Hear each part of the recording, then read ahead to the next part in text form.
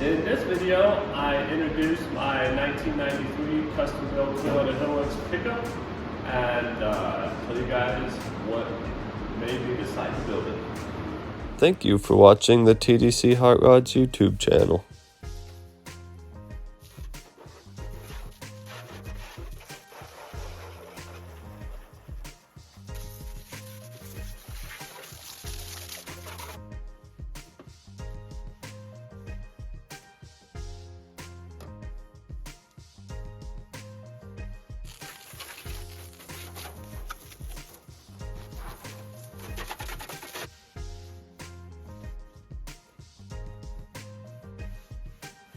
Hi guys, welcome back. Hope everyone's having a fantastic day. It is nighttime here with a bunch of snow on the ground, but it's still a great day. Well, it's that time of year that I pull out the old Toyota to go play in the snow, or no, it's just kidding. It's out all the time, but I just seem to drive it a lot more this time of year. So because of that, I thought I would introduce it to the channel and show you guys what I built. I built this thing 5.5 years ago. Since then, it's on its third engine, but every one of them were my fault, not Toyota. Toyota's great. But anyways, so here it is. It is it originally started out as a 93 Toyota 4Runner, but it is licensed as a 93, actually it's still licensed as a 4Runner, but it's a 93 Toyota custom-built 4-door short bed pickup. As you can tell, it has a little bit longer back door than the front. And I did that on, well, not exactly on purpose, on accident, which worked out great, and then I continued to build it. So I'm not a short dude. I'm 6'4", and I had a single cab Toyota once before and ended up pulling that cab off and sticking an extended cab on it because I just don't fit in them. Well, on a 4Runner, the front door is almost 5 inches shorter than a full-length door on, say, an extended cab or a single cab. So I made the back door the same length as a front door of a pickup. So it looks a lot longer because it is, but that is a factory length door on a pickup. So the reason why I built this thing was an extended cab just didn't work good with having a family. So I wanted to be able to carry my kid around with me. I only got one, but at the time he was just a little guy and we thought we were gonna be able to have more, and it didn't work out, but that's okay, I got one. But so that's why I built it, and ever since then it's my one project that I just don't seem to ever quit tinkering with. Every single year it just evolves more and more and more, and I absolutely love the truck. Super fun. I'm a big off-roader. As much as I love the classic cars, and that's what I normally do on this channel, this is what I love also. Just another one of my hobbies. But back to the truck. So I originally got the idea just because I needed some extra space, and I had an idea that I could take a 4Runner and cut it up and use part of the front door of the 4Runner and do use the front door of a 4Runner and the back door of a single cab pickup and make this work. Well, I was at work one day scrolling through online trying to see if anybody had done it, and sure enough, I found a guy in Washington. I don't remember his name, but he had done it. So I used some of his ideas and then incorporated a bunch of mine. But yeah, this is what we come up with. Originally, it didn't have the camper shell on it. It didn't even have rock sliders or the rear bumper or tons of other stuff. But originally it was just, actually for a little while I drove around without even having the solid axle underneath it. But, so let's start at the front. We'll pop open the hood and show you what's under here. So it started out life as get a different view this time, as a 3.0 5-speed truck. And then I sucked water in that motor in Moab, broke 4 of the 6 connecting rods, Well, sitting in the corner of the shop, I had a 7M GTE out of a 91 Supra, and that's what I put in it after that. That stayed in there for about 2 years until I had some major issues with it. Didn't really want to fix it at the time. For a few years later, I wished I would have fixed that engine, but it was all right. My brother had a car that had a naturally aspirated 7M in it, so I picked that thing up, and it was nice because I pulled it out real fast, slapped it in here, and I was back on the road. It took me literally a night to do an engine swap in it. But it's not turboed anymore. But luckily in my office, I got a turbo for it. So it's going to be turboed. But this is what we got. So it's a 7M GE, inline 6, 3.0. Sweet little engine. I like it anyways. But it's gonna have a turbo hanging off of it over here very, very soon, because this makes good, decent power. It makes like 200. The turbo model makes like 240, but it's lower compression and different cams and stuff. But it's gonna get a turbo very soon with probably 5 or 7 pounds thrown at it just for fun. But yeah, so that's what we got under the hood. Then I got some Oxbeam 5-inch lights there and some Oxbeam corner lights, yeah, up by the windshield. I really love those things. They're super awesome for out playing in the snow or just out night wheeling, period. And then this was the original plan, but I drove the truck around for just a little bit, just stretched out with the stock independent front end. And then I took and cut that out and put a solid axle underneath it. It is an 84 axle, I believe. Has 529 gears, IFS hubs with 2000 Tacoma rotors, with the stock 4Runner brake calipers. That seems to work super good. I love the brake power that it has. I don't have an issue stopping this thing at all, even with drum brakes on the back. Works super good. It has, let's see if we can see it. Yep, right there. It has Toyota factory e-locker on the front and on the back. It has a W56 5-speed transmission with the 4-cylinder all gear transfer case that I put 4.7 gears in it. I really liked how that worked out because it originally would have had the R series R151 5-speed with the factory 3.0 in it, and I was worried that the shifter sticks wouldn't line up good, but look at that worked out perfect. It's in factory location. I really love that.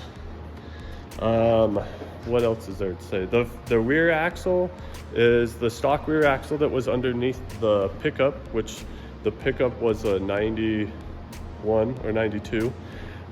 So that's a factory width rear axle, and with the IFS hubs on the front, it makes both of them the same front and back. Front leaf springs, I actually built the IFS conversion kit myself. Well, not conversion kit, but just the cross member. I built the cross member and the shackles myself to put the solid axle underneath the IFS truck.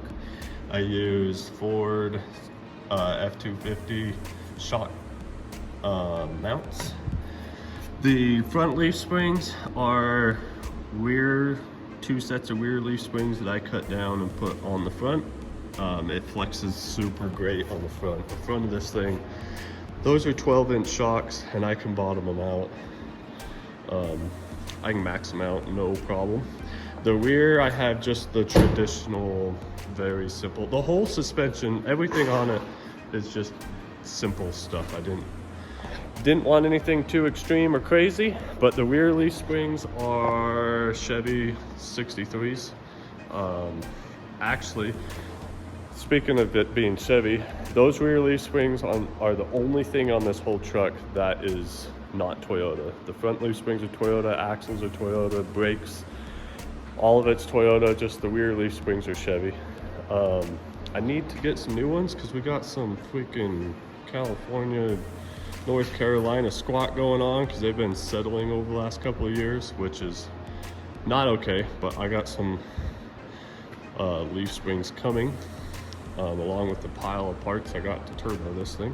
But let's talk a little bit about the interior.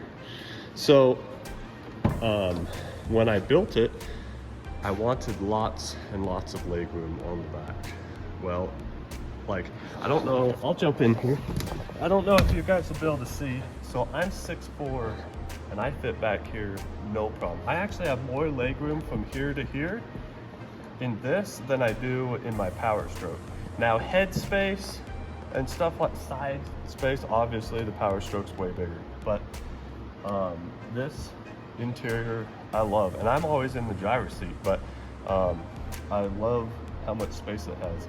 Oh, and the other thing about this space is this seat, if you look,